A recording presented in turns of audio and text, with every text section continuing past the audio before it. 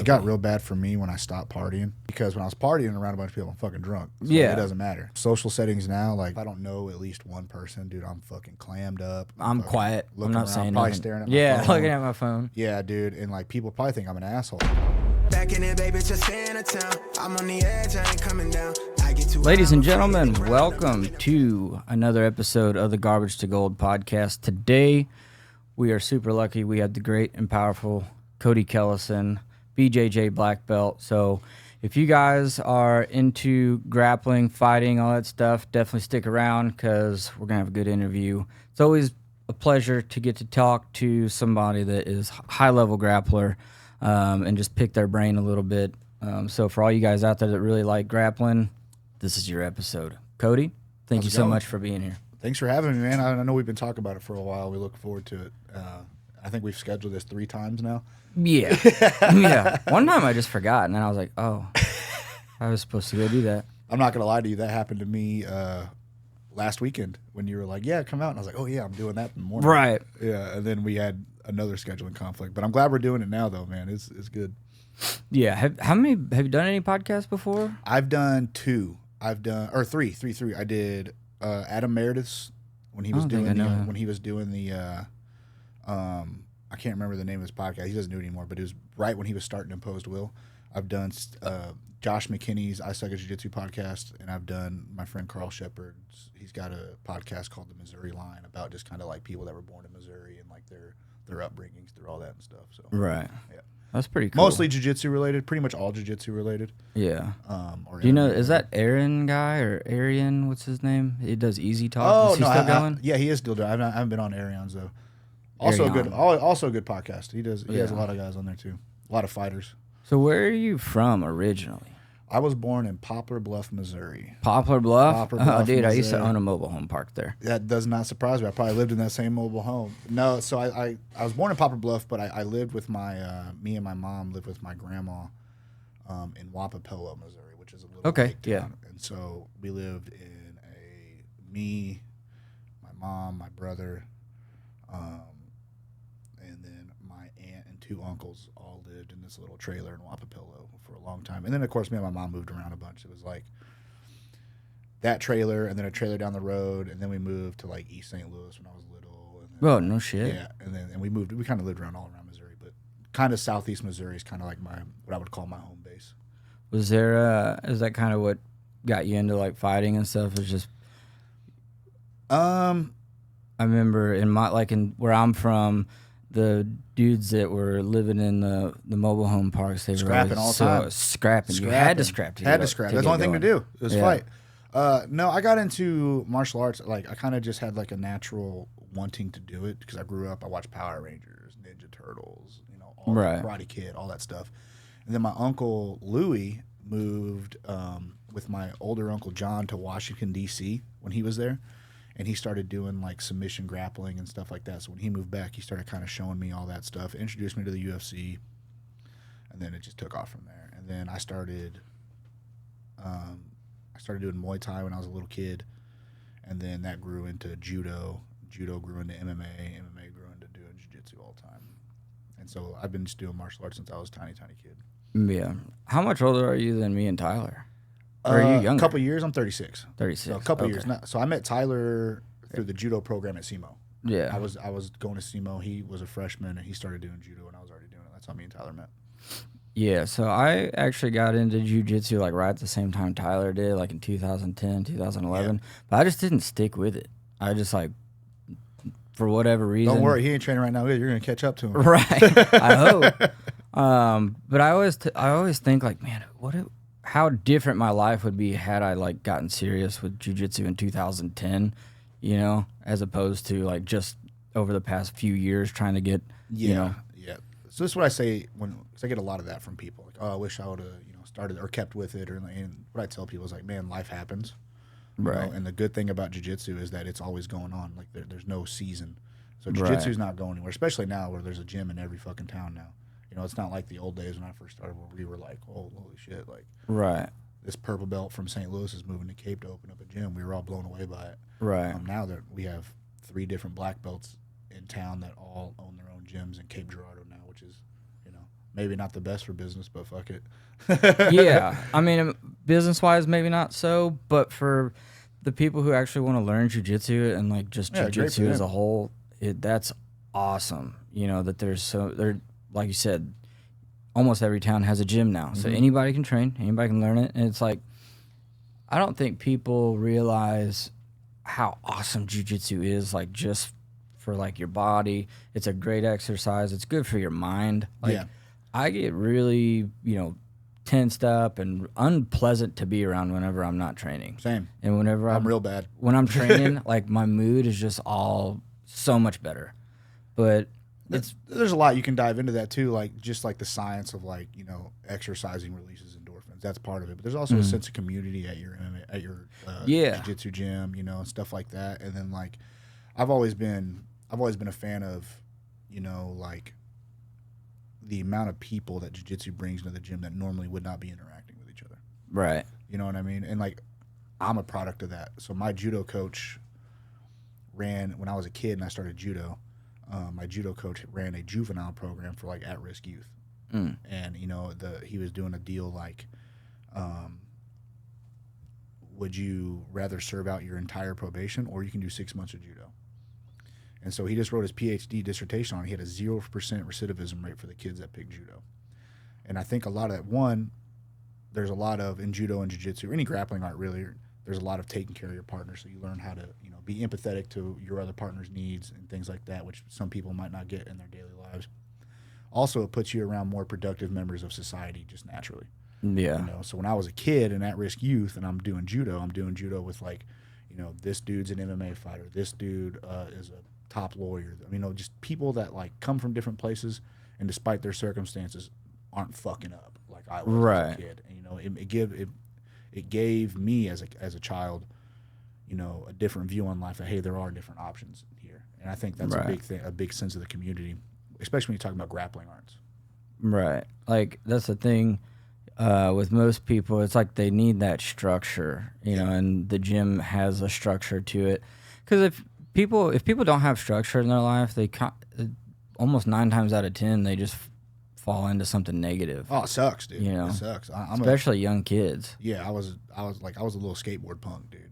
Right. And like me and my best friend at the time, I think we were in like 6th grade, and we had just read like the Anarchist Cookbook. Right. So we were fucking up, dude. Yeah. You know what I mean? We went to his neighbor's house and as kids like stole checks from his neighbor's mailbox and like forged them and tried to like try to cash them. And then the cops pulled up on us at the mall and fucking arrested us. It was rough, dude. And like now that's not like as far as like being like a violent kid or anything. I wasn't anything like that. I was just doing stupid shit. Product of the environment. Like you're hanging out with those people. You're going to do what those people are going to do. That's kind of how I was. Like I was semi-sheltered. My parents lived out in the country, so I wasn't like in the neighborhood with a lot of kids. But I remember, going to like my friends' houses that lived in a neighborhood that had other kids, and you go and you meet up, and it's like you're gonna get in trouble. I remember when we were getting to that age where we were getting in trouble, starting to like get into people's cars, trying to steal beer, and getting drunk, smoking weed. The dumbest stuff. At like 14, 15, But had somebody, come to me and been like, hey, you guys need to come to my gym, and I'll show you this martial art.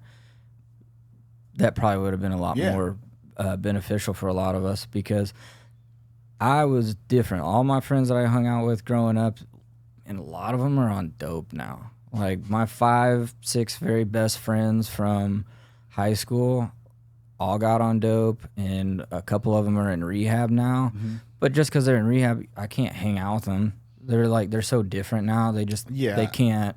That's a big thing. And like when I think about like my group of high school friends, there's one guy I talked to. His name's Billy. We've been pretty close for a while, like ever since then. And then but like as we got older, we things happen. And then the only other person I talk to is my actual best friend. His name's Jeff Camp. He lives in Florida. Right. We talk every day. And he was my best friend from high school. And everybody else just kind of, got in trouble. Or like they have like 7 kids now or stuff like that. Which is that's what you want. That's fine. But like, right. They were just, I don't know, just didn't didn't have anything they fell in love with like I did and go after it. Right. You know, which is, I think, a big problem with people. I think people get sucked into, I got to work my 9 to 5, I got to go home, you know, and they don't have time to really look for their passion and do their passion. Yeah. And I think that's a big thing with, you know, as kids get into like junior, senior, freshman in college, I think that's a big crux of it. Like, you know, you got to figure out what you're doing in this time period and then go after that. Because if you don't, you're going to get into this cycle where, you know, where all you're worried about is paying your bills. Right. You know, which is important, but it also, like, that's no way to live. Like, if you're just worried about that. That's something I'm dealing with my son. My son's 17, and he turns 18 in July. And I always ask him, like, what are you doing after you graduate? I don't know. I'm like, hey, man, you got one more year. He's a junior now. Your son is 17? Yeah. Wow. Young. Yeah, that is super young. Yeah. Because, like, I had my son when I was 20, and he's only 11 now. So Yeah, I had mine when I was 17. I was senior in high school. damn. Well, That's pretty cool, though. it sucked in the beginning. It's Right. pretty great now because now he's just a chiller. Like, he's just like my friend. Right. You know, I just got to get onto him sometimes. But, like, he's in that mode where, like, he just doesn't know what he wants to do. And I'm trying to tell him, like, hey, man, you need to figure out a passion, something you like to do so that you can chase that. And he's still up in the air on it, which he's got to know another year. At 17, man, they're all going to be I mean, if a kid can figure out at 17 their passion and what they want to do in life, fucking awesome. Yeah. But, you know, you got to just kind of understand that that's probably not going to happen. Oh, yeah, it's definitely. It didn't happen to me until I was like, I think I was 26 when I was like, man, I want to fucking do jiu-jitsu forever. Like, this is the only thing I really like doing. Like, I was DJing at the time, and that was cool, but it was really just to pay the bills. And then, like, I had another job when I moved to Florida, but I remember sitting there at that job, like, just, I knew class was going on, and I wasn't there. And I was like, I just want to be doing that. And I was like, Right. let's do that. And so, like, it's never too late for anybody, you know what I mean? But, like, the earlier you can realize, like, hey, this is what I want to do. Mm-hmm. This is what makes me happy, and this is the passion I want to go after. Well, no matter what it is, I think it's better, obviously. Right. You know, but it takes like growing pains to get to that point. So you grew up in Poplar Bluff. When did you leave Poplar Bluff? Man, I was super young. We moved, I'm trying to think of the timeline here. We had moved from Wapapello to Dexter. Okay. Dexter to like I want to say Sykeston area ish, and then Cape Girardeau. And Cape is where I still live now, and it's where I graduated school from. But in between, there was a bunch of different small we moves. We lived here for like 3 months. We lived here for like 3 months, Right. something like that. But I was really young when we finally left like the Poplar Bluff, Wapapello area. My mom actually lives back in Wapapello now. But I was really young, and then Cape has just kind of been like throughout my years as a kid. How long were you in like the St. Louis area? Not long at all. Not long, okay. Not long at all. I barely remember. I was little. Right. So you've always been down closer to like the Boot Heel Yeah. area of Missouri. For those of you who don't know where those little towns are, definitely the Boot Heel. Ain't shit going on. No, I mean Cape's got it going on. Cape's a big town. You know, you can do some things there. Cape's big-ish. Cape's biggest problem is that like there's a lot of bars to go to and a casino. Yeah. And like that's the list. Right. You know what I mean? So like if you're a person with vices, yes. Cape might not be your best place. No. It's actually like why I like. Isn't there a strip club too? There used to be. I used to DJ there for a very long time. It recently closed because 2 guys parked their cars in the exit and just fired like 400 rounds into the crowd. Dude, that place was the Wild West because it was in Illinois. Oh my god! And the nearest police right there. The nearest police station was like an hour away. Right. So dude, we did whatever the fuck we wanted there all the time. It was a fucking madhouse. It was crazy. That's awesome. We could do a whole podcast on the Pony. Is that what it was called? It's called the Pony. It was a chain, but we could do 4 hours on the East Illinois Pony. Right. I could just tell you the history of it because I was there essentially from open. I moved after about 10 years. I moved to Florida and I came back and it was still going on. Yeah. And I just saw everything. Like it was crazy. Damn. Absolute. Think about like a Wild West saloon, but like modern days with strippers is exactly how it was. It was fucking crazy. It sounds like a good time. It was a very good time. Too much of a good time for a lot of people. But so where did you graduate high school from Cape and all that, and then just went to college there? I went to Cape Central, and then my senior year, I actually was homeless for about 6 months, so I didn't graduate. Oh damn! Yeah. How'd that happen?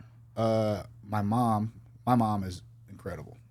My mom's single mom most of her life, things like that, and she was with this dude that me and him did not get along, and we'd gotten into a couple fist fights, shit like that, and we got into it one night, and I just fucking left. Like, bad idea on me, right? You know, unnecessary stress that I put my mom, and my mom couldn't like leave because we lived there, right? You know what I mean? So I just, my dumb teenage brain was like, I'm just gonna fucking leave. So I packed a bunch of fucking clothes and went to. We had there's a park called Capitol Park, and we had a pool there. It's not there anymore, but like they closed it, and so there was nothing. It was empty. So I lived in that pool for like 6 months until my best friend Jeff was like, just come fucking live at my house, and so that's what I did. Damn. Yeah. Then my mom eventually broke up with a dude, and she got her own place. I moved back into there for a while. So it worked out in the end. It worked out. You know, it sucked being homeless, but it is. How did you get into like SEMO? Did you go to SEMO, like the actual college? Yeah. So I took a DJing job. The guy that taught me how to DJ at the Pony took another job where he was the GM in Columbus, Ohio. And so I did my first semester at Ohio State. And then when I moved back home, I just continued. And then went to SEMO. So it wasn't like, since you didn't graduate high school, did you just do a GED and then? Yeah, I did. Okay. I did my GED essentially whenever I could like when I can reliably get places. Immediately I got my GED. Like right Yeah. away. Yeah. No, that's cool. Cause it's a very unorthodox path. Right. Yeah. Usually when a kid, you know, grows up in that type of situation, has to leave home because of like violence with a step parent or something like that, and they quit, they don't go back to like, you know, college. But you graduated college. I did not graduate. You didn't graduate college? I got to my junior year, and I had a bunch of stuff in my personal life, and I just wasn't focused on it. Right. And they revoked my scholarship and my funding because like I was on academic probation. Right. I had like a bunch of crazy, like nothing like too bad. It's just I was, you know, 23, 24, alone. That's a tough age. Yeah. And like also like my job at the time was I was a full-time DJ. So my job at the time, I'm up to like 5 a.m. partying. Right. Almost every night. And it just wasn't. You're having just too much fun. Wasn't conducive to academics. You know, academics, and I never did. And I DJ'd at that strip club. I DJ'd at the big like dance club for the college kids at the time there. And so like, dude, it wasn't something for me. And then eventually I plan on like finishing my degree. But like right now, I'm just, you know, like right. I'm not going to waste a bunch of money doing it when I know that's not going to be my job. But eventually, like I do love learning and I do love academics, so I do want to finish my degree at some point.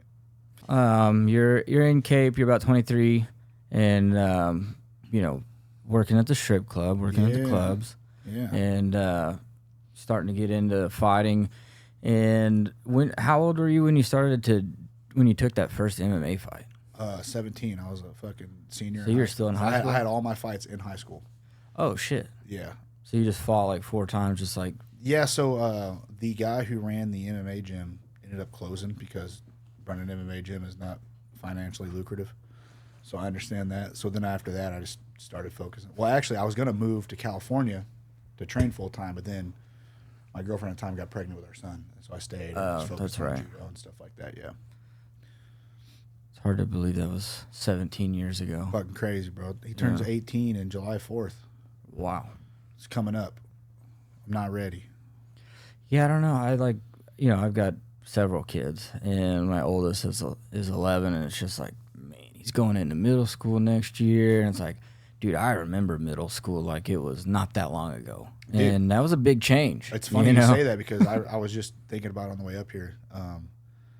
When a memory popped up in mind of my kid when he was 11. And I was like, dude, I swear to God, this wasn't that long ago. Right. No, it's weird how 5, 6, 7 years just goes by. Dude, I tell my young fighters that all the time. Because, like, you know, like 22, 23, 24, 25, they like to fuck around a lot. Mm-hmm. They like to go out. They like to party.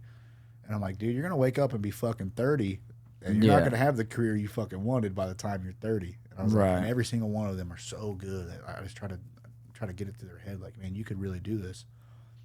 But going out every weekend has to stop. You know, fucking doing this shit has to stop, because you will wake up and it'll be 10 years later.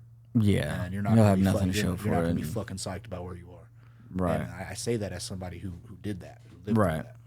And, you know, but I remember me at 23, I thought I fucking knew everything too. Yeah, I didn't want to listen to nobody. I don't want to listen to shit. It was everybody else's fault. Nobody knew what they were talking about. And it's like, maybe that was me. Like, whatever, dude. Like, I'm fucking partying every night. I'm fucking getting chicks. Fucking, blah. Right. I'm having a great fucking time. Yeah, you don't know me. All that shit ends, man. That shit's got a expiration date, and it's fucking fast on the way. Yeah, going out and partying is not. You don't want to be the 35-year-old at the party, brother. I'll tell you the exact moment I had that realization, where I was DJing a house party. I just moved back from Florida, so I started DJing again, just to like have some extra money, because I was making like $600 a month doing jiu-jitsu at the time. So So I was DJing this house party, and I'm looking around, and I'm like 28, which I'd give anything to be 28 today. Oh, you're 10 years older than everybody. Yeah, bro, dude, literally. Right. And I remember a girl coming up to me and saying hi. I didn't recognize her, but I knew her when she was like in high school, and now she's in college, and she had this college party. And I'm like, I gotta get the fuck. I'm the oldest person here, and I'm 28. I gotta get the fuck out of here. What the fuck am I doing?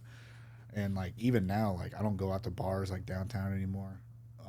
I like every once in a while I'll step out, you know, just to like get out of the house. You know what I mean? But I usually save my going out times for when I'm traveling, or I'm like after a big tournament or something like we were in Japan in October. I went out. Yeah. I'm in Tokyo. I'm going to, you know, but like it's not at max. Like if I'm just on a bender, I'm probably going out like once every 3 months. Right. And that's like excessive for me. Yeah. That's how it should be, you know, when you get into your 30s, because, dude, the hangovers are just so fucking It's the worst, dude. It sucks. Also, what are you celebrating? Yeah. What are you celebrating? That's a good question. What am I celebrating? What are you celebrating? Like, what do you like I've always looked at going out to like having a good time, you know, and things like that. You know, and sometimes like a random go out, like you need to do something spontaneous and fun. A birthday party, something or like you know, yeah, or like, you know, hey dudes, I've had a fucking horrible 3 weeks. Let's go fucking out. Right, something like that. A bunch of guys are getting together. You know, there's an occasion. You're not just going out just to be just because that's what you do every day. Right, bro. That I was in that cycle for a long time. Fucking same, and you know, and I look at like younger kids or something like that, and they're always going out all the time. Like, for what? What are you celebrating? You're just spending money, right? Killing your liver, hanging out with people who probably fucking suck, right? They don't, like, you know, they don't care. Yeah, you know, you're not building. It's hard to build like, you know, meaningful, long-lasting relationships and stuff when you're at a bar. Bro, I spent 18 to 28 essentially in a bar. Yeah, right. You know how many of those people I talked to today? None. Maybe one, if you see them. If I see them, that's the key. If I see people out, I'll say hi. Right. But as far as like, those motherfuckers ain't calling, checking on me. No. You know what I mean? Those guys ain't fucking texting me like, "Hey man, congrats," you know. Right. Shit. You know, and that's kind of the thing that people, you know, as a young person, you need to go through that. You need to like be around the people and realize this is the difference when somebody actually cares about me.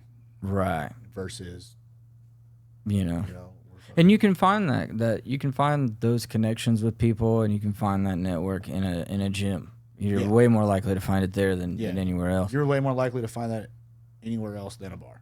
Right, yeah. For the farmer's market. You can go to the farmer's market and make that connection with somebody more than in a bar. You know, that's not to say I've made good friends at bars and stuff like that, and I'm sure people have too. But they were people that I already knew, you know, we were just, anyway, so you had some MMA fights. When, who'd you get your black belt under? I got my black belt under Brian Imholes. Brian Imholes. Owns Gracie Humida, Southeast Missouri. Jackson. Yeah. Me and Tyler actually got it from him. Yeah. Yep. That's and awesome. He got his from JW and Hoyler. How long did it take you to get your black belt?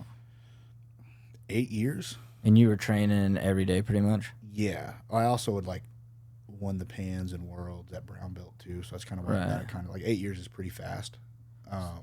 Did you have any other big wins up until then? Like, did you have any big wins at blue or purple? Blue. So my entire blue belt career, I essentially lived in Florida, and I was just crushing like locals there. And then where did you train at in Florida? So I trained at Gracie, Southwest Florida, in Fort Myers, under a guy named Fabio Franco da Silva, who's from the original Gracie Academy. He's like a 6-degree black belt. Yeah, I've heard of him. I feel like pretty cool dude. Still talk to him. But when I moved, so I moved down there, and that's when I moved to Florida. Is kind of when I started getting serious about jiu-jitsu, because I didn't have the safety net that I have in Cape, you know. Right. And so I had to like save my money, and I couldn't. I only had money to do one thing, and I just picked jiu-jitsu. So I started training jiu-jitsu all the time, and I did really well at blue belt there. And then when I moved back here, I had a rude awakening at purple belt, because Andrew Wiltsey was a purple belt at the time. Right. And I remember the first time I met him, officially met him, like we had always like competed like a weight class apart around the area. So we never really ran into each other. But him and Heath came to our gym to do a seminar. We had like a seminar for like the Special Olympics. We had like 5 black belts to teach, and Heath taught one. Right. And I remember being excited about that, because Andrew was like just starting to get some like fame around him. You know, the show hadn't happened yet, but Andrew was still killing people at purple belt, and like we'd all knew him from locally too. And I remember thinking to myself, like, yeah, he's probably gonna beat me, but like this will be a good match. I got some shit for him, you know. I'll surprise him. I didn't fuck no, dude. He beat the goddamn shit out of me, and then I watched him beat the fucking shit out of every black belt in the room so much that they didn't want to train with him anymore. Right. So then I started training. I started rolling with him. I rolled with him probably 6-7 rounds in a row, and Heath came up to me and was like, "Hey, you know, like, why don't you come see us?" Right. And train. And so I did that about once a week. I still do. And when I hit my brown belt, it's kind of when like everything came together for me. Yeah. And so I started winning a lot of stuff at brown belt. I only lost one match at brown belt. And then I got my black belt, and then I started picking up better and better wins at black belt. So it was really brown belt, beginning of brown belt is when I started hitting things. Everything started taking off for me. Yeah. Yeah. Yeah, I love jiu-jitsu. I just haven't been able to put the time into it to like really excel and work through the belt systems. Like I've trained for close to 10 years now, but you know, I'll train for 6, 7, 8 months in a row, and then I kind of take a month or 2 off, or I'll take 6 months off, or I'll get hurt or something, or life will happen. Like I remember when I first started training with Kirk at Arnold in 2020. And I trained there, and I really, really liked that gym. Like, dude, I love Kirk's gym, dude. Kirk runs that shit. Yeah, the max. And I was just like, dude, I love this gym. And I'd been training with Rodrigo and them at the headquarters, and it was cool too. I felt more connected, and I felt like I was getting better at Kirk's place. Kirk's got the perfect balance of like structure, but also be your own person too. Right. He's got the perfect balance of it. And, you know. Yeah. I love that gym. And I started training there. I do too. I wish I could make it. I always tell them I'm coming up, but sometimes, like, on the weekend, I get fucking tired of driving. I don't go. Yeah. But like, that's where I met you there. I met you, like, coming up when I left my old team. I started coming up to train with Kirk, and that's when I met you there. But Kirk kind of. I remember the first time I went up there was December. The first time I went up there to like start training with Kirk was December, and I remember sitting there, and I had, you know, like I had not a great past like year and a half with my old team, and it really started like killing my love for jiu-jitsu, just because, like, you know, I always say, like, you know, like it was almost like leaving a bad relationship that you didn't know was bad at the time. Yeah. You know, I can see that. Yeah. So, like, you know, you like dating a girl and you guys aren't getting along, and it, like, it sucks, but you don't know why. Right. And you hang around for a long time. Yeah. And you just try to make it work. It's like, we should just bounce. Yeah. And then when you leave, you're like, oh, fuck, that was the problem. Right. You know, so I kind of had that feeling. And then I remember the first time I went to Arnold after that, after I decided to leave, I remember I was just standing there, and I was having such a good time, and I was like, fuck, dude, this is what it's supposed to feel like. Yeah. And, you know, and I credit Kirk for fucking bringing that back, and, like, that's just how Kirk runs his gym. It's awesome. He does it, I think, perfect. Yeah. Perfect. I always feel like I started there in 2020, and Kirk never spoke a word to me. He's I never talked to Kirk until 2024. I've trained there a long time and never talked to Kirk. But so the first few months that I trained there, I ended up like I was wrestling, like I got matched up with a girl. Yeah. And I don't know how you feel about rolling with the girls, but I personally tried to avoid it. I roll with anybody, man. I don't care. Right. I'm also a gym owner, though, so I really Yeah, I don't so have a you choice. kind of, you know, and especially, you know, you've been for the last 10 years at least a purple belt. So, like, when you get to that level, you kind of got to work with everybody just to show them and teach and stuff like that. But I had just gotten there, and I was still, you know, not super comfortable there, but, like, I liked it. And I ended up, like, we were doing some wrestling move, and the girl blew her fucking knee out, and I was like, I felt so fucking terrible that I just didn't go back. You know, I just didn't go back. I was like, dude, I was like, this Kirk dude, he looks like he fucking hates me. I just blew out that girl's knee. Like, I'm not coming back to this gym for a while. You know? But then I interviewed Kirk, and then like ever since then we talk all the time. All right, Kirk's awesome, man. You gotta catch him in the mood to talk. Yeah, sometimes he's just not into it. Yeah, which I get, man. I mean, you know, that's like, anybody. Like, fuck, dude. Like, but like that's just kind of how he is as a person. He's like kind of like more reserved than I. Like, I'm a pretty outgoing person. Right. Like, it's not my favorite thing to do in the world, but like I'll sit and chat up somebody new. Like, you know what I mean? Like, right. I got like a little bit of social anxiety going on, but like I try to push through it. Yeah, there's sometimes where like Kirk don't give a fuck, bro. He don't want to talk. He ain't gonna talk.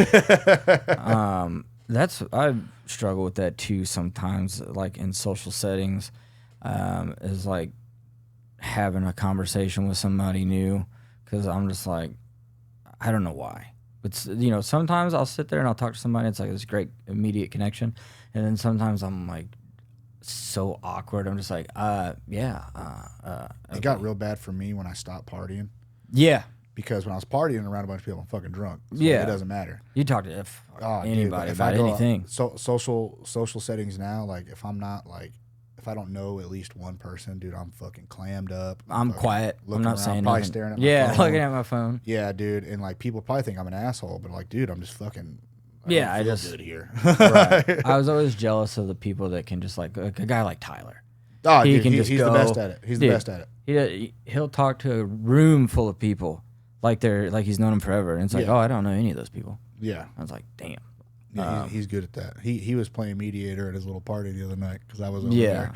I was at yard stock. Yeah, I saw it. Great time, man. Great time. I was under the influence of some substances when I went over there. Yeah, I was kind of like, me and my buddy Chase were sitting next to his hot tub, like just kind of like, you know, essentially being like the two old Muppets. Right. Muppets. So we were doing, and we had made some people, I think, not very happy with us, but Tyler was very good at mediating it. He knew what was going on over here. He knew what was going over there, and he kept it cool. He did a perfect job. He's a good entertainer. We Fuck yeah, he is, dude. What was that, Mardi Gras? We ran into him, and I bet he was a fucking state. Well, no, he was actually sober. He didn't even like actually go to the Mardi Gras. Mardi Gras was like kind of dying down, and I texted him and said, I was like, hey, I'm in Soulard. And I knew he lived around there. Yeah. And he's like, all right, I'll be there in a minute. So he comes down. He's completely sober, just got off work. He's like, I'm going to hit this party. You guys can come. So we walk with him up to this party, and there's like a good-sized party going on. And he walks in, and everybody knows him. And he just immediately walks through the crowd, shakes a couple hands, and then just jumps up on stage and starts singing with the band at the party. He's a wild man. Yeah. He's a fucking wild man. That dude's one of my best friends, has been for forever. I love that guy. But yeah, he is, like you said, very much an entertainer. Yeah, just very straight up through and through. Yep. But anyway, so you left your old team, good terms, bad terms, like, are you still cool with them? Like, yeah. You know, I think it's just Humida wants to go a certain way. And it's more of like does it feel corporate-y? It's very corporate-y. I would call it Baja-esque. Not quite as bad as that, but it's going that direction. And the way that these new rules were implemented just really sat wrong with me. And I'm not that kind of person anyways, dude. Like, sending people home because they wore the wrong rash guard, or yelling at people because the patch was wrong, yelling at people because they have a T-shirt under their gi instead of a rash guard, shit like that. I just don't like that, man. Like, people... If you showed up to train. You know, exactly, and that's all it needs to be. I'm so, and you know, maybe it's bad business by me, but I just don't care. That's not who I am as a person. Like, I don't want to like you got a gi, okay, we're doing gi class today. You got a gi, okay, that's all you need. Right. I don't care what color it is. I don't care If it's got my patch on it, I don't care if it's got somebody else's patch on it. Dude, you're here to train, let's train. And more importantly, these people are paying me for a service. Right. You know what I mean? I don't think Planet Fitness gets pissed off, if somebody wears a fucking Gold's Gym t-shirt into the fucking Because guess what? They're paying them. They're paying them, yeah. And, like, that's kind of where I see myself. And I think that's more of a new age thing than it is, like, old school. It was all, about, the master's the master. What he says goes, blah, blah, blah. And I think that's just that shit's just out the water now. Like, right. Jiu-jitsu is very, very popular now. And I think in order for it to get popular, it needs to go the direction of being more lax. Yeah. Some people disagree with that. But no, like, leaving the team, I just wanted, like, I'm a full-time competitor. I wasn't getting the work I needed for that. I wasn't getting other things that I liked. And, it just came to a point where all these grievances between me and Brian were unsaid. Right. Everything. So they're boiling up, they're but boiling not up. talking about them. Yeah. And then, it just came to a point where, I said, you know what, man, I think it's just I've been doing, essentially apprenticing for 10 years. Right. It's time for me to stop being the apprentice. Yeah. Branch out, either take a job somewhere else or do my own thing. I think I ruffled some feathers opening up so close. Right. You know what I mean? But it's not even like I'm opening up like. Well, they didn't make you sign an NDA or anything. No, nothing like that. Which if he would have, Probably. that would have been. We would have had that conversation way sooner. But like the biggest thing is, I want my gym to be different than what they are doing or what the other gym across the town is doing. Yeah. Which is why I left. And so I wanted to focus on like real high level competition style jiu-jitsu for gi and no gi, and I wanted to focus on the fighters, which is something that they didn't want to do. Right. That's one thing that, I want to have, like, I train with Kirk and them all the time, but it's just jiu-jitsu. Yeah. I wish there was more like, hey, we're going to have a striking class, before jiu-jitsu tonight. Or, hey, after jiu-jitsu tonight, if you want to stick around and, do some kickboxing or something like that. That's what I do with all my guys. Like, so. Because I love that just as much as jiu-jitsu. So, and I want to do both. D-Ray Ivy is who I'm with now, and he's got a big, he had a big mat space with puzzle mats that he was teaching Muay Thai and Taekwondo out of. And so I stepped in, put my jiu-jitsu program there. That way we and him can both work with the fighters pretty closely. Yeah. And then, but the thing happens now where like my fighters will come into gi. See my fighters come into gi class. They do gi class. Okay. Right. Hey, I got a fight in 2 weeks. I don't want to roll, but can I hit pads over here? I'm like, yeah, dude, go fucking ahead. Yeah. Or hey, we're doing no gi. I got some questions on the wall. Can you come over here and answer my questions? I'm like, yeah, dude, absolutely. And so it's much better now. For one, I'm doing my training is now my responsibility. Right. You know what I mean? And so I can handle that the way I want to. I can also teach the way I want to and teach the things I want to. But also it's just more relaxed atmosphere for me, and that's better for me. Right. And better for people that want to do that. If you want to go in and you want that like hyper old school, like we're bowing to everything, everybody has to wear the same stuff, you want to focus on self-defense more, things like that, that's perfectly fine. Right. That's not what I'm doing. You know what I mean? And if you want to go over there and train over there, cool. And there was some personal stuff that really got out of hand that I don't want to get into it too much because I don't like. So I have some people that cross train both, right? And I don't want to make it weird for them. Yeah, because like anytime you start talking about like, why I left here or why, you start talking about the politics of jiu-jitsu, it makes people that do. Yeah, now they feel like, oh, well. Yeah, and they shouldn't feel that way. That's one thing I don't like about jiu-jitsu is like the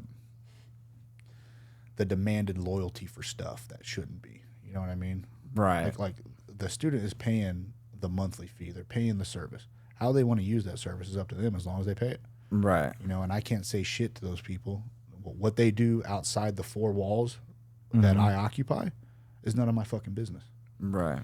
And, that includes training with other people. As long as you're paying me, dude, cool. And if you come up and tell me, like, hey, I still want to come here and train and pay, but I want so-and-so to handle my rank. Cool, man. See you at class. Right.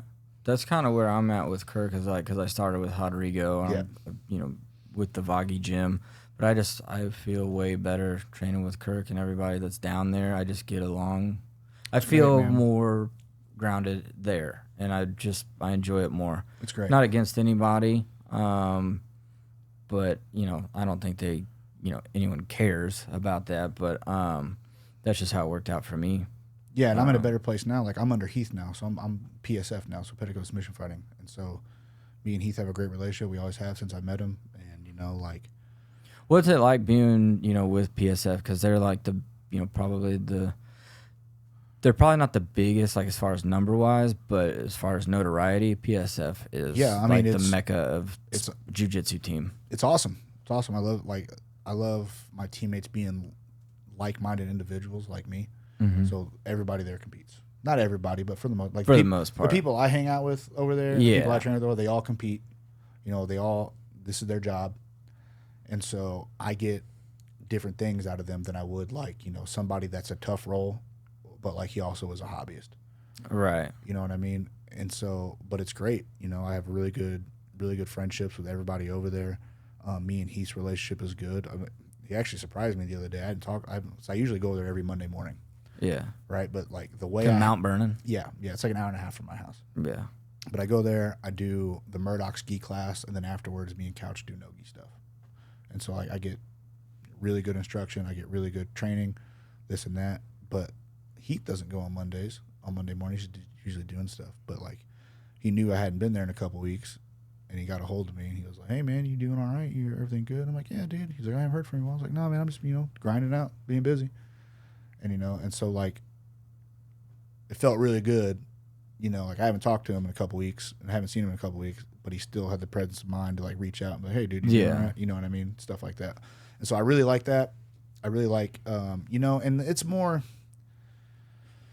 I grew up in trailer parks, fucking trailers and stuff like that, and right. I don't come from money. I'm never probably gonna have money, like that, and so being around people that also came up like that. Yeah, I think PSF is kind of what they're founded on, was that it's a bunch of people that they don't have anything else. Right. This is it. This is it, and when you're on your last straw like that, being around other people that also didn't know the struggle. They want to see you succeed. Maybe they have succeeded before that, and they're helping you out through. And it's just much better place for me to be. How do they handle all their gym drama? No clue. PSF has had to deal with so much. No idea, because I'm not there. Right.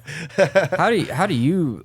What would be your situation? Or your take? As far as handling gym drama. Depends on what it is, man. If it's something fucking stupid, I'd be like, you guys can talk it out. If you can't talk it out, just stay on the other side of the gym from each other.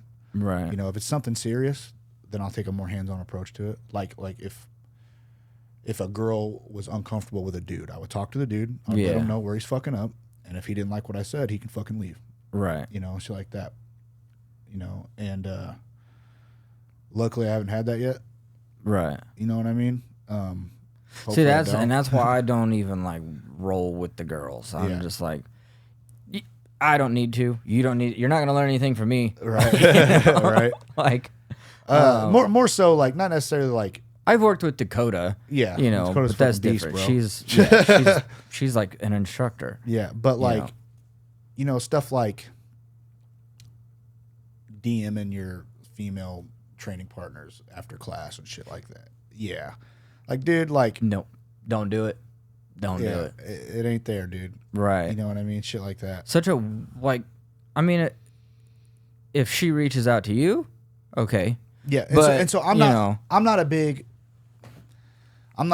training partners shouldn't date each other type thing, because we're adults. Okay. If we spend, when you're training the most, you're probably training 2 or 3 times a week. Right. Okay. So if you're a single dude and you work all day, and then you go to the gym, okay, 2 places where conventional wisdom would tell you don't date out of, then how are you going to meet somebody? Right. It's going to happen. Yeah. Now, what I'm talking about is equal effort and desire. Okay? Right. If you're just up here fucking swiping up on random training partners' Instagram stories and sending shit out, and you're getting nothing back, you should probably stop. Yeah. Take the hint. If you're getting one-word answers back every time, or just a laugh react, it's time to knock that shit off, dog. Yeah. Like, don't be a fucking weirdo about it. And it's sad because, like, guys like me and you know, we understand, you know, if I message a girl and I get nothing back, or if it's, I can see the vibe. Yeah. I know. But there's some guys that they just, you know, they can get left on red 50 times, and it's almost like it becomes a fucking game. Like, they gotta keep trying. And it's like, dude, just go on. Yeah. You know? Move on. And they'll pick the worst fucking place to try to hit on a girl. A fucking jiu-jitsu gym. Yeah, look, bro, I promise you, chicks aren't looking to hook up at the jiu-jitsu No, gym, dude, bro. they're all sweating and Yeah, their hair's all they're trying fucked to work up. on Like, shit. you know, like, Now, if you guys hit it off at like a team event or something, like Yeah. say we're like, oh, you guys, we're going out as a team, and you guys hit it off, okay. right. You Yeah, should that's definitely let the different. girl at your jiu-jitsu gym approach you first. Yes. You know. 1,000%. So, 1,000%. And if you own the gym, just don't even go down that route. right, exactly. Yeah. You know, I know guys who have very long lasting relationships with like former or current students. Mm-hmm. You know, it does happen. But again, it's not the Yeah. I also know dudes who have treated their fucking gym they own like a fucking Tinder service too, so Yeah, I've heard, you know, some things of that nature, and I can definitely see it happening. And then there's been some stuff that's happened recently with like what is his name, Jacob Rodriguez, yeah. like that whole situation. weird I as don't fuck. know all the ins and outs and details, He's but being a weirdo and he got kicked out of the gym. yeah, That's exactly how it should have went. from my understanding, he had pictures of girls that train there. So he was going speculation, I don't know. I don't know Right. J-Rod like that. I don't know Craig, like I don't know anybody involved like that, but apparently he was going to their Instagram and downloading like their thirst traps and putting them in like an organized folder. And then apparently AI wasn't used, but he was finding like porn stars or OnlyFans girl that looked like them and saving it to that. And being able to morph those pictures. I don't think he was morphing it. I think he just had them, Oh, you know, and his girlfriend found it and let it all come out. Found his Goonin folder. Also, hide your Goonin folder back. Yeah, no Don't be a shit. weirdo. yeah. Hide your Goonin folder. Don't do it to the girls at the gym. Fuck no. Yeah. Dude. It's so, Damn. it's so There's crazy. so many other girls. It's so crazy. And that's a big gym too, man. They got a Yeah. lot of students. And like, I was like, you got to do that. You got like, you know, Right. props to Craig and, you know, Seth and everybody for handling that the way they did. Because like, I can't think of another team that was going to kick off the dude who just got second at ADCC. Right. You know what I mean? You got fucking fight sports out there harboring rapists and shit. Jesus. And like, jiu-jitsu sucks, dude. It's a shitty culture. Like, I Yeah, love man. it. I love it, and I'm a part of it. Well, they tried to, and I mean, I know you're friends with Jacob Couch, but there Yeah. was the article that come out on him, and Yep. I love Couch. I don't know Great him dude. personally. I've only met him one Great dude. time, very briefly, but I love his story. And like when I watched all the PSF documentary stuff, he was like probably the number one character next to Wilty Yeah. that I like resonated with and really Yeah. liked. And then I read the article and I was just kind of like, man, this seems kind of more like drama between him and her. Yeah. You know, he didn't. You definitely can't say that. I mean, Not that I want to discredit her Yeah, testimony you can't. or whatever, but you know, it's you know, I love Jacob. I'm pretty close with him. You know, people fucking make mistakes, man, and he owned up to it. right, You know what I mean? And I know for a personal fact, because I know him, that he's made changes in his life to not make that mistake again. right, You know, and that's all you can ask somebody. yeah, As somebody who's also, you know, not even that far away from it, has also fucked up, right, you know, and had his life changed because of it. Like, you know, if it becomes a repeated thing, okay, fuck you, you know. But if you fuck up, you know, and you fucking take the initiative in your life to become a better person, to learn from that, make changes in your life to become through whatever it is, therapy or fucking whatever, right, you know, that awesome. yeah, You know, now mistake, yeah, he made it, but I just think when you're in a relationship with a girl and you guys are fighting and arguing and whatever comes out of your mouth shouldn't be used against you. yeah, You know? Now, if you haul off and punch a chick in the face, there's no you can't defend that. You didn't fucking do that shit. Yeah, man. I don't know. Like, mental abuse is real, and it should be definitely taken care of when it happened. But at the same time, I'm not gonna write Jacob off as a person because of that. Right. You know exactly. You know, and I do think that he addressed it and did the right thing. Yeah. Took his lumps. Like, hey man, I fucked up. You know, I deserve everything that's coming at me. Right. I'm gonna be a better person. And as far as I know, he is currently being a better person. Yeah. I mean, I would just hate to see his career get ruined by something like that. You know, but I don't. If I his don't think career it got will. ruined for that, and you got people that are legitimate fucking rapists still out here right? doing shit, then the whole system's fucked. Yeah. So, as you know, I interviewed Andrew Wiltie. Yep. Have you spoken to him at all lately? Nope. Where's I haven't seen anything online with him. That's probably a good thing. Probably. I think the more we see Andrew online, the better it is for him. Or the less we see Yeah. Andrew online, the better it is for him. The more we see online, the worse it is.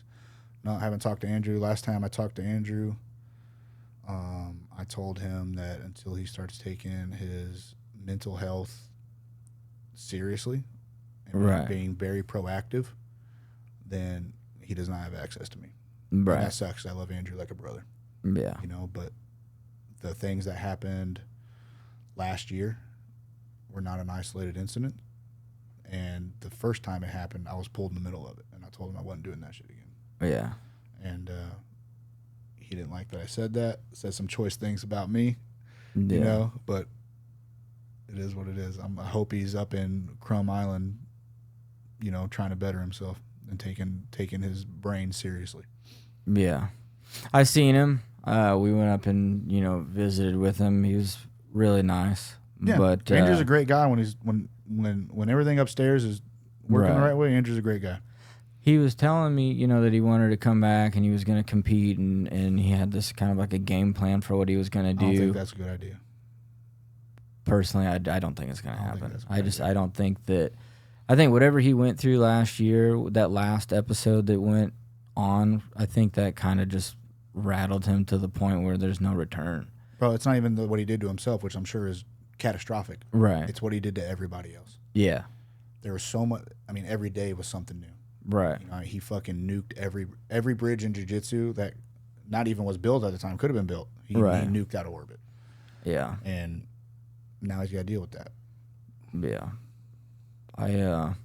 There's a guy that's supposed to come on the podcast. I don't know if you know him. His name's Clayton Berry. He was at SCMMA. Yeah. Fighter from SCMMA, yeah. Yeah, he was messaged me a couple of times because he's seen the interview that I did with him, and he was like, "Hey, you got to get Andrew to come and coach me and all this stuff." I'm like, "Dude, I don't think it's gonna happen. I don't think he's ever gonna, be a coach or do gyms and stuff." I sat across from the guy. Yeah. And I'm a pretty good judge of character. I just don't see him bouncing back. He would have to do something that he has not been able to show that he can do, and that's again take his mental health super seriously. And I just don't think. Sad. It is sad. He was my favorite. I think Andrew with the right brain is the best jiu-jitsu athlete ever. Yeah. I really do. I've trained with everybody, man, and no one's whooped my ass like Andrew whooped my ass. Yeah. Did you have the video taken down of you versus him where he scored 150 points? No, he's 75. Let's get it right. 75. Oh, 75. But no. That did more for me, Right. my fucking public image than anything else has. I asked Andrew about that, and he was like, "I don't really remember."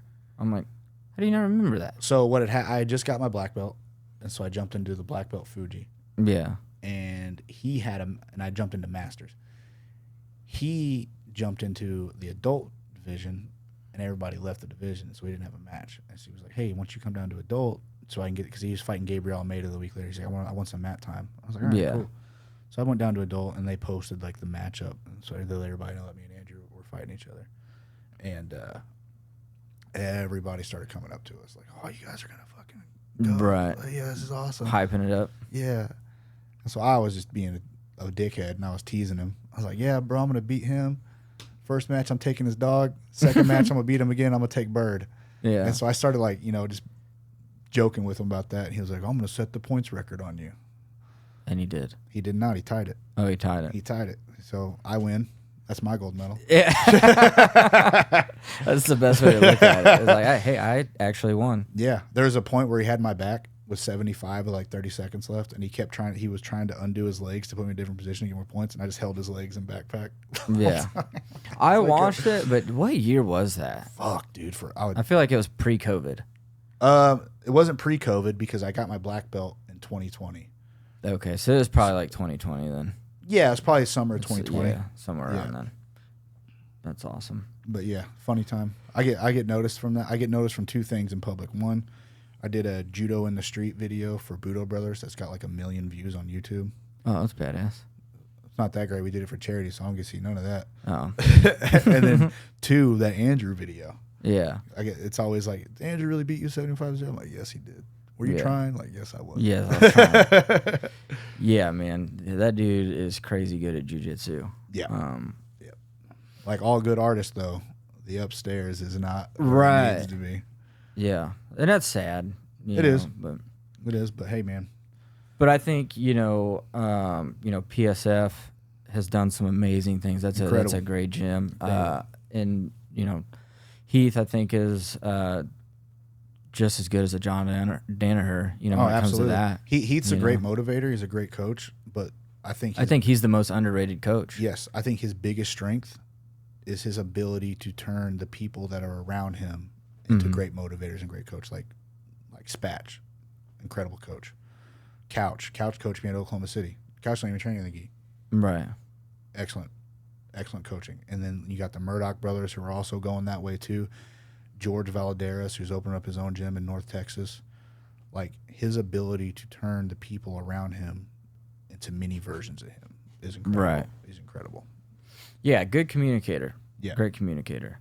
It's probably got a lot to do with, the way he was taught and coached, because if you talk to him or will see any of his interviews about, like, when he first started training, he was very upset about the way he was coached. Yeah. He didn't like it. So I think that, he developed his own coaching style off of that, which has been super, super effective. Super. Yeah, really good. And we hear all this about John Danaher, and not taking anything away from him. Obviously, he's, obviously a great coach. But, Heath is for real up there. I think American coaches don't get the credit they deserve. Like, Heath doesn't get the credit he deserves, despite being probably an absolute shithead. Lloyd Irvin probably has the most successful American team ever. Yeah. Now there's some controversy with that. Obviously, some bad shit happened under Lloyd Irvin's watch. But right, he's got every year dudes in the black belt finals. I think Greg Souders, the Eco Jiu-Jitsu guy, his name's starting to take off a little bit. See the guy that's on YouTube all the time? Probably does a kind lot of like a younger guy. He's not like super old. No. He's probably like around our age. Probably something like that. Yeah. But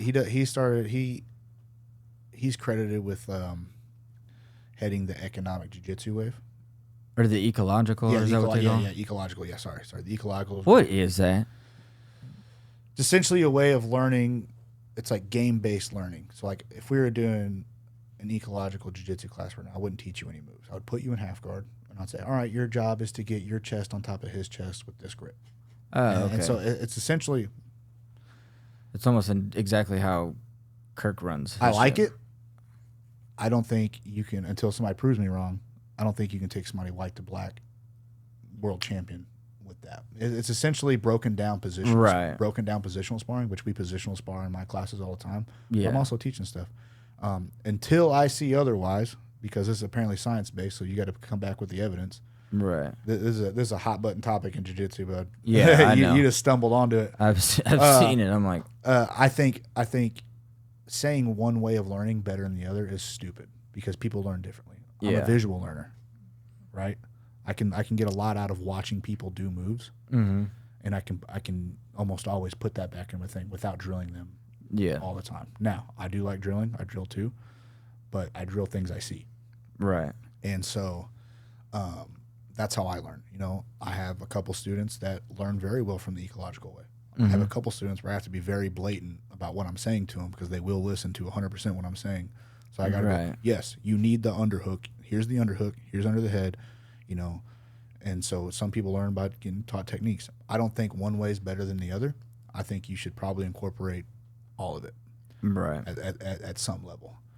Yeah, I think the only way I've ever done jiu-jitsu, and I've been to not every gym, obviously, but I've been to a fair amount of different gyms and different schools. I like, you know, coming in the actual technique where they break it down step by step, and then they put you through the positional sparring. I think that's how I've learned. That's I've ever done. That's how I run my class. I don't do like down the line drills. I do like we'll start off with hand fighting, you know, grip fighting if we're doing the gi, and then we do a guard passing, guard retention drill for both people. Yeah. I show whatever we're showing that day, and then when in positional sparring, I'm very clear what I want you to look for. Like we've been doing back takes. Right. From everywhere. So the other day I started everybody in turtle. Like, guys, I want you to start in turtle with the seatbelt. Your job is to get the back. That's the job. The other person's job is not let you get the back. If you end up anywhere else besides the back, you lose. Right. And, you know, that is kind of like a more broader spectrum. Like the ecological approach would be like, all right, your job is to get seatbelt from the turtle. And that would be the whole thing. So I kind of open it up a little more, but it's just positional sparring. People have been doing positional sparring forever. Yeah, I love it. Oh, it's great. I love positional sparring. Like, I like the competition style classes that Kirk puts on where, like, all right, we're not doing technique today. It is go live, but everybody in there you're not a beginner. No. Everybody in there knows the technique. You know, these are people that are getting ready for tournaments, and, you know, maybe there's a tournament coming up next weekend, and it's like, all right, we're going to do a lot more of competition training. And you go in there, and every round is fucking hard. Those are my favorites. They're great. I love those classes. I can't do them every day. Right. You know what I mean? But like what I really like doing, so my noon classes right now, since we're so new and we don't have our mats yet, are pretty small. You know that purple belt girl that comes up with me that I have? She comes from Trans Dakota. She's usually my only noon class student. And so she's a high level purple belt. I don't need to show her, you know, if she's got questions. Yeah, we don't need to show her the armbar from the guard. No, but she's got questions. I'll answer them real quick. I'm like, okay, let's train. I'll put the timer on. Okay, let's start. You know, 3 minutes. I'm on bottom of half guard. We'll train. We switch it, and we go through all the positions like that. That's my favorite way to train. You know, like we're training like that. You know, if I see that she's struggling with something, I'll stop and address it, and then we'll continue going. But like when it's like me and one of my students, that's how I like to train, like a higher level student. You know, because I'm getting something out of it, she's getting something out of it. I can in real time see where she's struggling, and I can fix it. Yeah. And so, you know, but if I come in and like say something's been bugging me, like say I go to Kirk's on Sunday and something's not working for me, if I go in the next noon class and it's just me and her, the first 10 minutes is me trying to troubleshoot that problem. Right. And then ask her what she wants to work on. 10 minutes of that, fixing that, and then it's like 30 minutes of us just positional sparring and looking for different stuff. That's kind of like my favorite way to do it. So what's next? You know, what's the next couple of years look like for you? Would you have goals and stuff that you're still trying to accomplish? Any particular title you still feel like you need to win? I'd love to win a gi IBJJF major. You know, that's kind of secondary right now. I think I'm still training like that, but I'd like to grow the gym.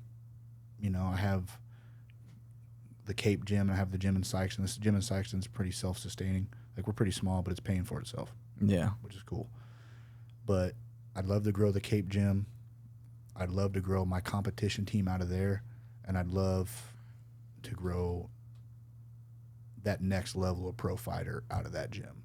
Right. Like, we got, you know, the girl we just talked about, Danielle, Caleb Woodside, Ethan Ray, Giovanni Hidalgo, Ron Coleman, all five, like, are on the cusp of that next level for them. And I'd love to help them out with those. Are your MMA guys? Yeah, those are 5 of my MMA guys. We have a pretty big MMA. Or D-Ray has a big Muay Thai team. Right. A couple of those guys fight.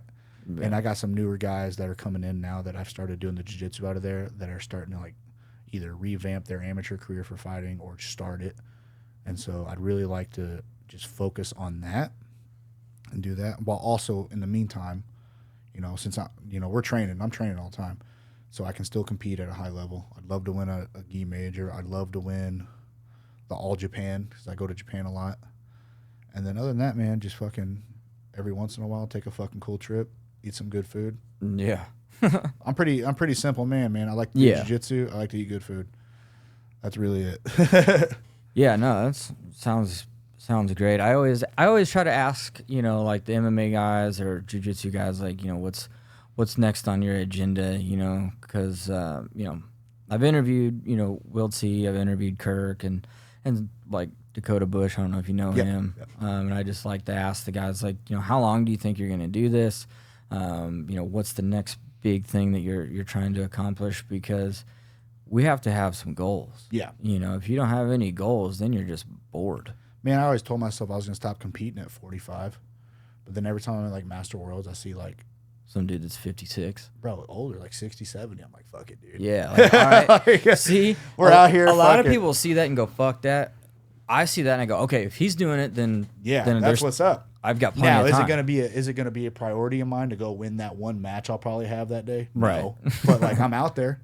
If I'm out there and I'm in Vegas, right, and I got students competing, if I'm still coaching at 70 something, fuck it, dude. Why not? Right. Like, exactly. Why not? Fucking 5 minutes, bro. Who gives a shit? I just love seeing that though, because then it's like it tells me like, okay, I'll be able to still do jiu-jitsu when I'm that old.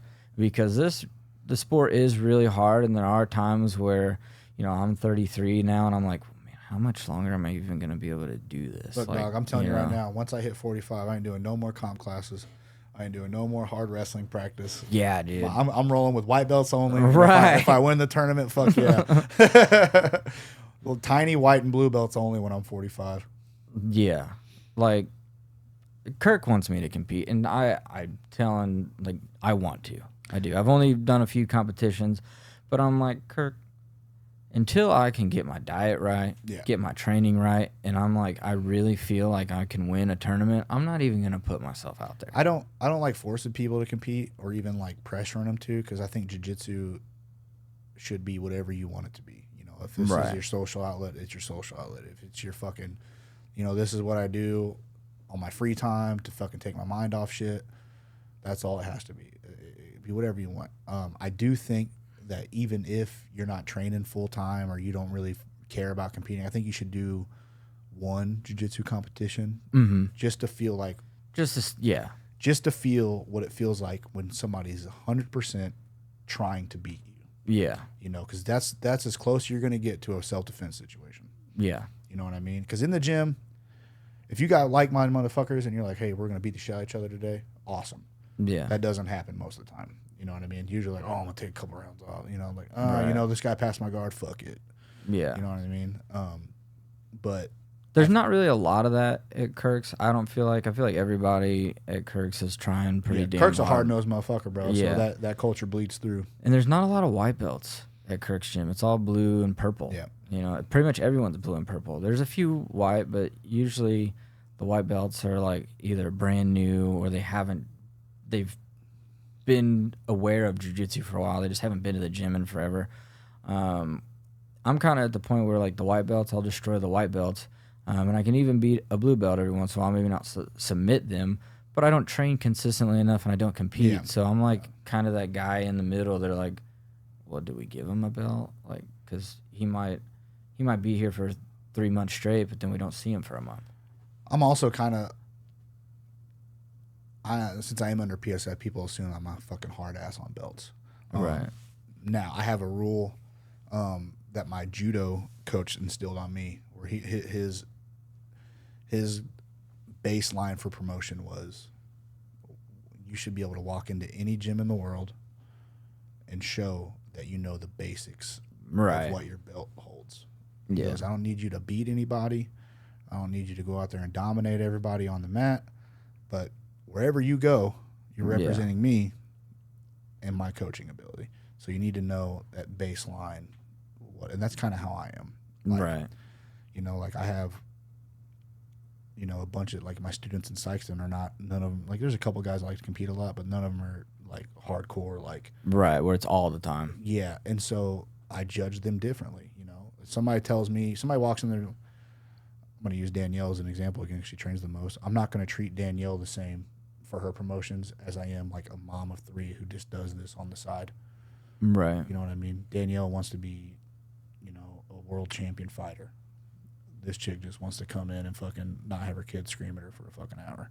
Yeah, You know those what are I two mean? different Yeah, people. it's a different thing. Yeah, and you can't judge people off the same. Now, she's gonna need to show me she knows what the fuck she's doing.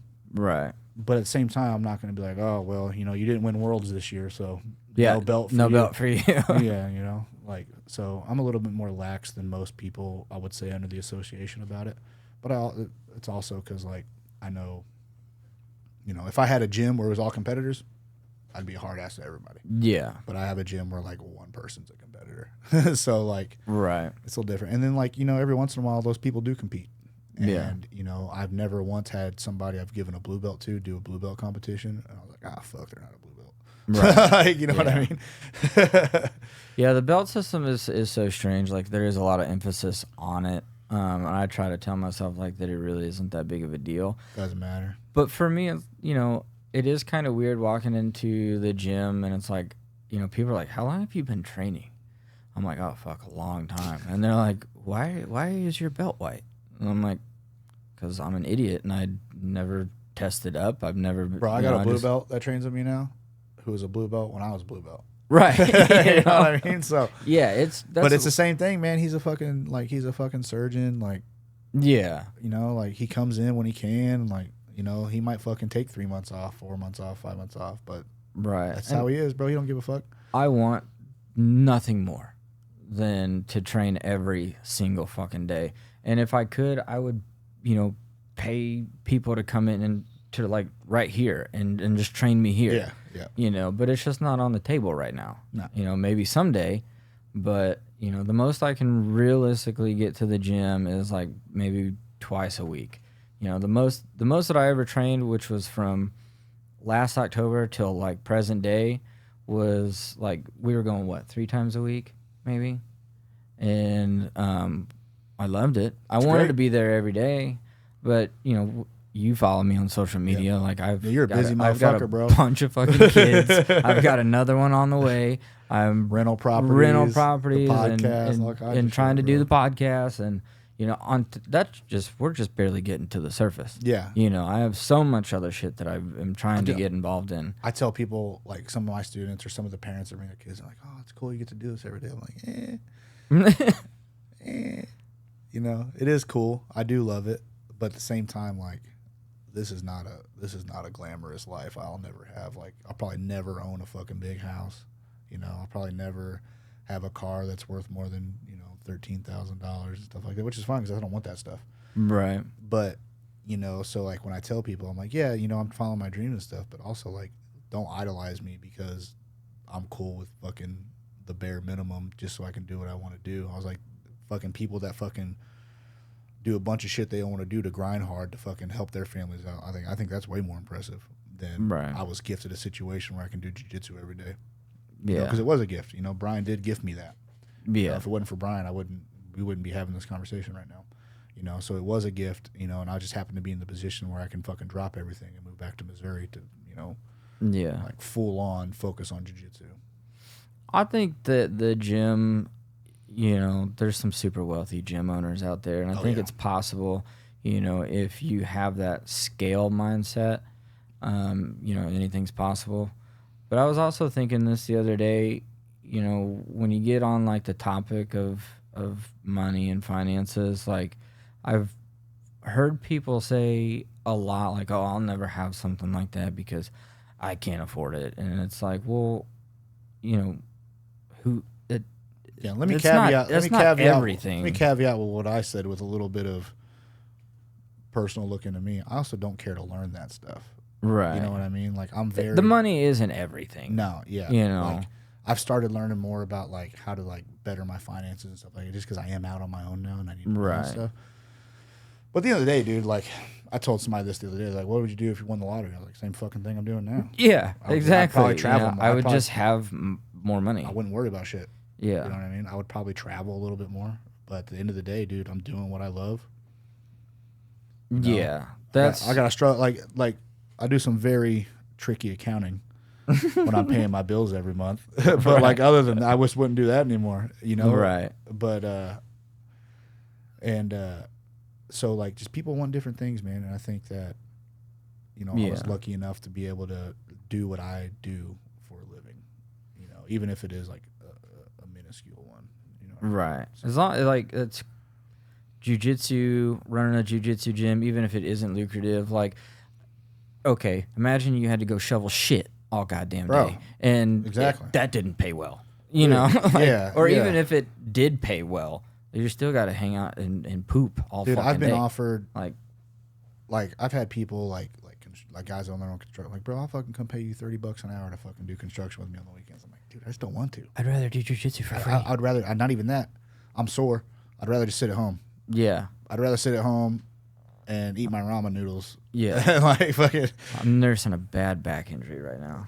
Oh, dude, it's the worst. I have a herniated disc, like, in between my shoulder blades, and it always fires into my muscles and makes them lock up. Dude, it sucks. Yeah. But, like, you know, like, I don't have the mental fortitude to do something I don't like to do, and it's a weakness on my part. I don't have that mental fortitude to fucking go to a fucking job every day I don't fucking like. Yeah, I couldn't do it either. I got fired a bunch when I was working. Dude, I got fired a bunch. Towards the end of my DJing shift, I got super depressed. I fucking tried to kill myself because I was so depressed doing shit I didn't like to do. I just can't do it. You know, it's a fucking weakness of mine, but it's something like, right. You know, luckily I don't have to anymore, or I don't have to at the moment. Who knows what fucking's coming up? But of all the coaches that you've had, who do you think was the most influential on you? My judo coach, Randall Rhodes. Randall Rhodes. Well, it's a tie actually. Randall Rhodes, and then my uncle Louie, who was like first started teaching me. Yeah. You know, I didn't grow up with a father, so my uncle Louie was kind of like the biggest influence I had as a man growing up. And then when I met Randy, you know when you're a teenager and you're used to like people like coddling you. Mm-hmm. Randy didn't fucking coddle shit, dude. Yeah. He, you know, you fucked up, he let you know immediately. Yeah. You were doing something stupid, he'd let you know it was fucking stupid. But, you know, Randy gave so much of his life to helping at-risk youth, underprivileged kids and stuff. And he did that through judo. And I think at an early age, that kind of put that seed in my head, you know. You know, we're talking about like having successful gyms and things like that. My biggest thing is I want to help my community, and that all comes from Randy. That comes from Randy, and it's something like I don't like programs like Adopt a Cop or I like the Mission 22 where they help like, you know, PTSD veterans and stuff like that. That's cool too. I like that, but something like Adopt a Cop where you're taking guys who have a job, you know, they can afford jiu-jitsu, okay, but you have to incentivize them by making it for free. Why? That's part of their job. They need to know this shit. Yeah. You know what I mean? This would be like paying a doctor to recertify his boards. Right. Time. That's effort and money that can go to inner city kids that are never. Jiu-jitsu's so fucking expensive now. Yeah. I charge $100 a month. Mm-hmm. I'm the cheapest one in my area. Yeah. I could not, if I was a kid now, I could not do this. Right. And I think that's a fucking travesty. You know? That sucks. So I think, you know, all that effort towards like Adopt a Cop or stuff, things. Yeah, like that. Police officer, they should be taking it upon themselves. Yes, that's your fucking job, dude. Well, I posted that on Facebook the other day. I was like, I think a police officer should be the bare minimum an intermediate striker, you know, with their hands, and have at the bare minimum a blue belt before you're allowed to carry a weapon. Yeah. You know, the police force can hire you. You can work at the police station, but until you're good with your hands and your feet and you can effectively defend yourself and potentially save somebody else, you don't get a gun. I have a unique view on this because at my old gym, Brian is one of the teachers of SEMO's police academy. Yeah. So these guys would come into the gym all the time, and we would train with them and stuff like that. It's the amount of times you have to have somebody tell them, after this is over, you have to keep training, and they look around like they're fucking baffled. Right. And I'm like, dude, you don't know shit. Yeah. You don't know shit. We used to do these 2-on-1 drills where I would come in like as a purple or brown belt where like 2 of the academy students would try to cuff me. Mm-hmm. I never got cuffed. Right. Never. You know. Never. And now, then, I'm not, hopefully you don't have to fucking arrest a world champion one day because that's a fucking bad day for you. Right. But at the same time, that should tell you don't know what the fuck you're doing. Right. And, I think that these programs like that would be better served if you take them to the marginalized communities, people that are suffering, people that don't have money. Maybe they don't have fucking, whatever it is. They can't afford it. They can't get there, anything like that. Dude, I'm trying. So Randy had that juvenile program. Once I get my mats in, if I fucking get them, that's a fucking whole nother thing. I want to start that juvenile program like Randy had again because it did so good. And, and like somebody handed me that opportunity to better myself through martial arts, and I want to return that. Yeah. And to me, coddling up to cops who have their own job, they just can't be asked enough to pay for their own shit. Right. Is a waste of service that could be done for kids who can't fucking do that shit. Kids that can't help themselves. Kids that don't know another way until you show them. And that's what I want to do, and that's the effect that Randy has had on me. Yeah. Because not only did I see it through myself, but I stayed with Randy forever. Yeah. And so I saw him affect other kids that way as well. And I think that's a big one, and almost similar to what Heath's doing as well. Yeah. Like I've never heard Heath say, "Oh, you don't have money this month, you can't train." Right. You know what I mean? And it's the same shit. Even more so at the laundromat. Everybody's living at the laundromat. Right. Yeah. The whole gym doesn't even leave the gym. Yeah. They just go sleep outside. And so I would say Randy at this point had probably the biggest influence on me, and then Louis as well as a tie, just because he was more of like a father figure than a coach. And like I've been blessed with good coaches, dude. Heath's incredible. Brian was incredible. Fabio was incredible. All people who have taken vested interest in me. I got lucky and people like took interest in me. I've seen coaches not give a fuck about their students. Right. You know what I mean, and that's a shame. That's a travesty. But no, I think it's awesome. You got your own gym, and doing the MMA thing too with jiu-jitsu. In my opinion, I think if you're gonna get into jiu-jitsu, you should definitely learn the rest of the stuff too. Be a complete fighter, the best that you can be. Yeah. That's my favorite type of training is the striking and mixing it in with. Shit, bro, I got to get you down on Saturday for MMA practice. First half's kickboxing, second. It wasn't a 2-hour fucking drive. It sucks, bro. I just did it. It's not that bad. Honestly. No, you get a good podcast or some music going. Yeah, that's what you're all right. No, I think what I'm gonna do is I'm gonna set up some mats in here at the studio and get my bags. I got a couple of punching bags that I have in storage, and hopefully get your own little Joe Rogan style thing going on. Every time you have somebody in, train with them a little bit before. Have them train me here. Yeah, that's a move. So, but then I'm always gonna train with Kirk, and then like I'm never leaving there. So great gym. I love. Sucks Kirk's for Kirk, training, but like. I'm always gonna be there. I'll tell you what sucks for Kirk is me telling him every Sunday that I'm coming up, and I haven't shown up like the last 4. Yeah, man. That probably sucks for Kirk more. I feel bad about it to do that, but dude, sometimes like Friday night, I'm like, fuck yeah, dude, I'm going to train with Kirk, and then like the weekend happens, and then Sunday like 1 o'clock rolls around, I'm trying to leave, I'm like, fuck, dude, I'm fucking Such beat a up. long I'm drive. fucking tired. I'm beat up. It's like, dude, if that was a 20-minute drive, every time. Oh, but a 20-minute drive, it'd be no biggie. But yeah, like the hour and a half is like hour and a half. Actually, it's not even. It's like hour 15. Hour 15 for me. But it's still 3 hours out of your day is in the car. Yeah, and then like the drive after you train super hard is never. Man, thanks for having me, dude. I had a fucking blast. How was your first experience on Garbage to Gold? It was awesome. I like that you called it a first. That means there's going to be a second. Yeah, there you go. For sure. That's what I kind of want is to have a couple of people. Be like regulars. I don't know if you watch like Vlad TV or anything. Yeah. I love Vlad TV. Yeah, dude. Anytime you want me on, I'm here, dude, and we can start diving into the good shit. Depends on what you think is good shit. Right. Well, I got a whole trauma-filled past we can dive into, or we can just talk about party stories at the Pony. Oh, yes. Next time we're doing that for sure. Because I got some good party stories myself. That was like all I did growing up. I know how you guys in Sullivan partied now. Yeah. I'm aware of some stuff.